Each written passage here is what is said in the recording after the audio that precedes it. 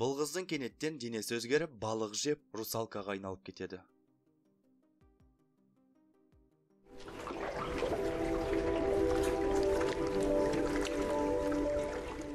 Сәлем достар, сіздермен қысқада нұсқа арнасы. Бұл «Синева внутри меня» атты киноға қысқаша шолу. Фильм басында 15 жасар Мия атты қызды байқаймыз. Оның әкесі жаңа жұмыс тапқандықтан отбасымен басқа қалаға көшіп келген болатын. Сол себепті ол қызда жаңа мектепке баруда. Мектеп алдында Мия көңіл көтеріп тұрған топты байқап, олармен араласқысы келеді. Әңгімелеріне қалай қосыларын білмей, олардан зажигалка сұрайды. Бірақ олар күліп кетіп қалады. Содан Мия үйіне көңілсіз күйде келеді. Қызының жағдайын түсінген анасы көңілін табу үшін оған жаңа ортаға бірден үйренсе кету оңай емес деуде. Сол сәтте Мия ашу үстінде анасын итеріп жібереді. Бірден анасынан кешірім сұрағанмен кешке әкесінен сол үшін сөз естиді.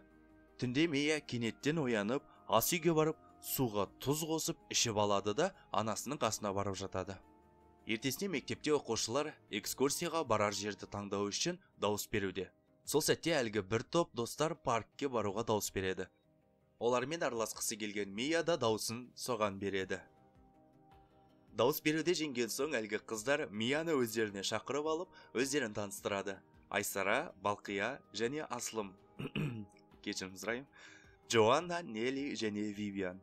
Олар оған бірге көңіл көтеруді ұсынады. Мия қуана келісіп, солайша олар Джоаннаның үйіне барады. Ол жерде қыздар Мияға әлі өспегенсің деп ересектерге арналған фильм көрсетеді. Және сыныптағы Робертамен бірге қосылуды ұсынады. Мия ыңғайсызданып, маған үлкен жігіттер ұнайды деп өтірік айтып жібереді. Сонда қыздар оны танысу сайтына енгізіп, жасын үлкен етіп көрсетеді. Содан олар қауіпті ойын ойнауды ұсынады. Басқалар келіспегенмен Мия келіседі. Ойын кезінде есінен танып қалып, өзін су астында жүргендей сезінеді. Үйіне келіп Мия кенеттен аквариумдағы балықты жеп, содан жүрегі айниды.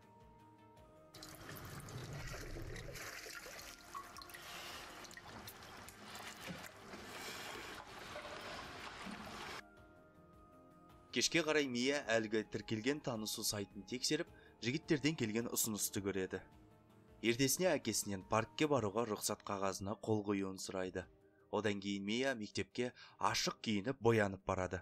Бірақ ыңғайсызданып бояуын кетіріп тастайды. Сол жерде әлгі 3 қыздың сабақтан қашып бара жатырғанын байқап арттарынан барады. Олар сауда орталығына барып, косметика бұйымдарын ұрлауда. Оларды күзетші байқап қалып, қыздар қашып бара жатқанда екіге бөлініп, Джоанна мен Мия бөлек кетеді.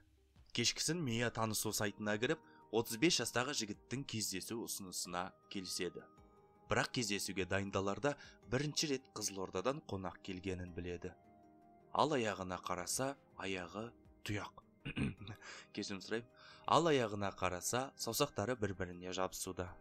Сол сәтте анасы келіп қалып, аквариумдағы балықтар қайда екенін сұрайды. Мия әжетханаға ағызып жібердім деп өтірік айтып жібереді. Сол үшін анасынан соққалады. Оны білген әкесі де ашуланып, жаза ретінде сыныптастарымен паркке баруға тыйым салады. Мектепке барудың орнына Мия дәрігерге барып, саусақтарының жабысқанын айтады. Дәрігер саусақтарының бір күнде жабысқанына сенбей, мұны тума ауру екенін айтады. Мұны ота арқылы жоюға болады дейді.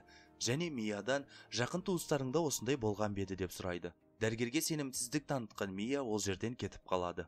Мия өзін ата-анасы асырап алды деп ойлауда. Себебі жақын туыстарында бұндай болмаған. Анасының жүкті кезіндегі суреттері де жоқ. Және оларға ұқсамайды. Осы жайында анасынан сұрағанда, ол жауаптан қашып, бұған басын ауыртпауын сұрайды. Ертесіне Мия әлгі сайтта танысқан жігітке жазып, төсектес болуды ұсынады. Қыздар оның бұл шешімін қолдап, қонақ үйге дейін шығарып салады. Бөлмеде жігіт Мияның аяғының көгергенін байқап, мұны неден екенін сұрағанда, Мия ыңғайсызданып кетіп қалады. Үйіне барып саусақтарының жабысқан жерін кесіп, көгерген жерлерін жасырып, Робертаға барады. Қонақ үйдегі жігітпен жасай алмаған жасау үшін. Содан соң Роберта оны вечеринкаға шақырады. Ертесіне Мия қыздарға барғанда олар Робертамен болғанын біліп, алғашқы жігітпен болуыңмен деп құттықтауда. Түнге қарай ішімдіктен Джоанна өзін жаман сезініп, сол үшін Мия оны үйіне алып барады. Үйде Мия оған өзін ата-анасы асырап алғанына күдіктенетінін айтады. Сонда Джоанна өзінің де анасы тастап кеткенін, қазір тек әкесімен тұратынын айтады. Сонда Мия сыныппен паркке бара алмайтындығын айтқанда, Джоанна рұқсат қағазға әкесінің қолын жасанды етіп қойып, ертесіне сыныппен паркке барады.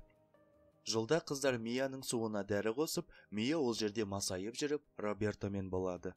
Бірақ сол кезде Мия өзін жаман сезініп кетіп қалады. Әжетханада кенеттен өзінің кіндігі жоғалып кеткенін байқайды.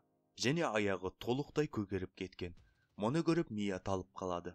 Сол кезде қыздар келіп қалып, жағдайын көріп ойланып қалады.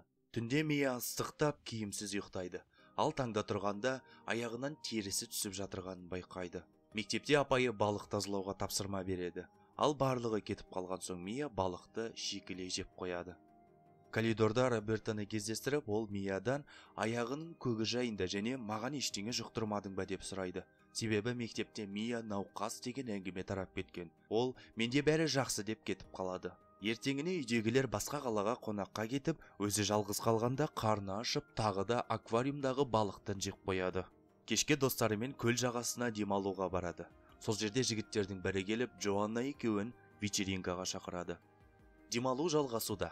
Бірде жігіттер Джоанна суға түсіп, батып жатқанын байқайды. Мия бірден барып суға түсіп, оны құтқарып алып шығады да, бірден кетіп қалады. Артынан келіп, Мияның аяғының терісі өзгеріп жатырғанын байқаған Джоаннаны Мия ашуланып қуып жібереді. Сосын ол өз-өзін қалпына келтіріп, вечеринкаға баруға шешім қабылдайды. Себебі соңғы рет болсын көңіл көтеріп қалғысы келеді. Ол жерге барып масайып, әр жігітке жабыса бастайды. Жігіттер мұны пайдаланып бөлмеге алып кетеді. Сол сәтте Джоанна келіп қалып, Мияға бұлай болмайды, сен одан да тез ауруханаға баруың керек дейді. Сол сәтте жігіттер Мияның аяғы жайында біліп, жеркене бастайды. Содан Мия жылап үйіне кетіп қалады. Үйінде аяғын қозғалта алмай, талып қалады. Таңда тұрғанда аяғының балықтың құйрығына айналып кеткенін көріп, шошып кетеді. Шошынған Мия тұншыға бастайды. Содан соң ол қиналып, ваннаға барып су ағызып ішінде жатады. Сол сәтте ваннадан су тасып, үйдің іші суға толады. Ваннадан шығып, күш жинап, Джоаннаға қоңырау шалады. Ол келіп Мияны көріп шошып кетеді. Оны пикаптың артына салып, жағажайға алып барады. Сол жерде Мия ата-анасына звондап, оларды жақсы көретінін айтады. Содан соң құрбысымен қоштасып, суға түсіп, жүзіп кетеді. Фильмнің соңы. Достар, фильм жайында ойларымызды комментарийға қалдырайық.